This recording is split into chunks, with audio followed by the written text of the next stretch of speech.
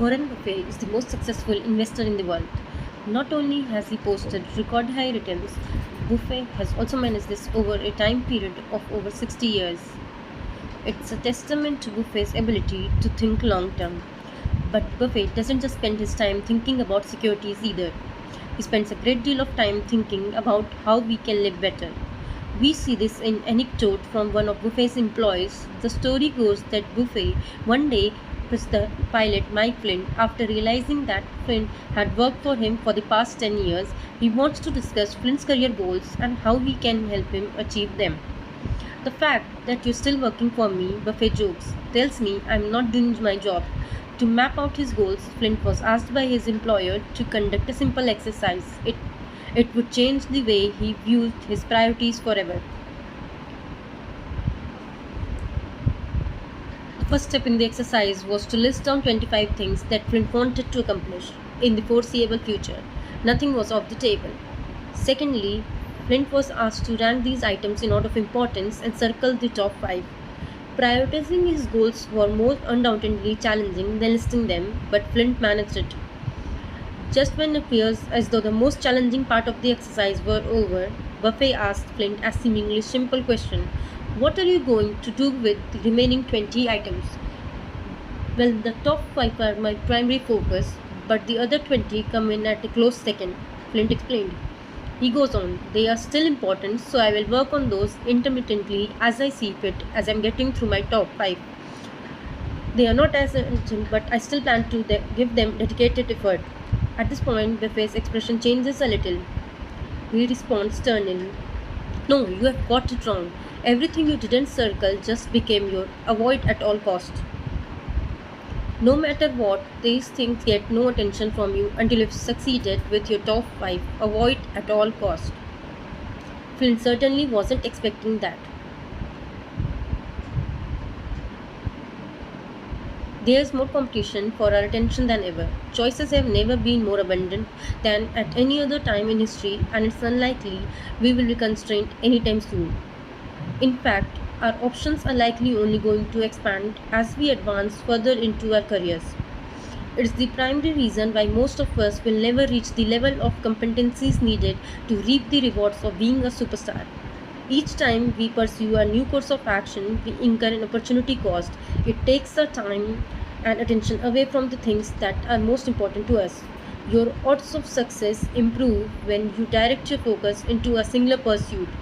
You have to double down on a few things and rack up the hours trying to get really good at that. It's what Carl Newport calls the craftsman mindset. Is so good they can't ignore you. Craftsmen often start off as apprentices too, a master, and spend years learning the basics. They then become journeymen, where they add their own style and taste to create work with little nuisance. That's when they finally attain mastery. They don't get distracted by the latest fad or jump from one interest to another. Spending time on a singular focus helps them get the important things done. Buffett spoke about the 525 rule in relation to career goals, but I think it extends far beyond that. We can attain the same results if we applied it to our health, relationships, and personal goals.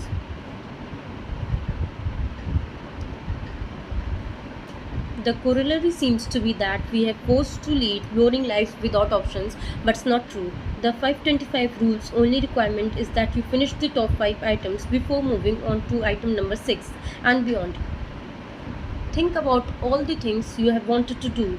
You might want to master another language, play a musical instrument, start your own business, practice a new martial art, travel around the world. But for most of us, we really make any progress. It's a sign that these items on the list aren't really important to us. Most of us pick these items because they provide some form of benefit. And while they are nice, they don't sufficiently motivate us to follow through. For example, it's cool to be able to speak 10 different languages, but spending your weekends learning the roots of grammar is not very exciting because it's not too high on the list of our priorities. Work and family are more important than being a polyglot. We do this only in our spare time. That effectively means a single goal could take months, if not years, to ever accomplish. The result is that we have a list of items that will almost never get completed. This list only weighs on our mind and fills us with stress, guilt, and overwhelm. It's a result of any bit mindfulness. Pareto's principles, better known as the 80-20 rule, tells us that the majority of outcomes are driven by a small number of things that we do. Chances are that anything that falls outside your top 5 will have little impact on your life. Rather than add on, take the time to eliminate. The 525 rule is yet another example of how simplicity makes life better and easier. Ti- Time and attention are the two of the most finite resources in the world. There will be more good opportunities than we realistically have time for. We shouldn't be quick to pounce on every one of them because not all will be right for us. It doesn't matter how good an opportunity is if all it does is advance goal 25 for us. If we force ourselves to eliminate our options, we quickly find that only a few things truly matter to us. We should be best served if we ignore distractions and do more of what really matters.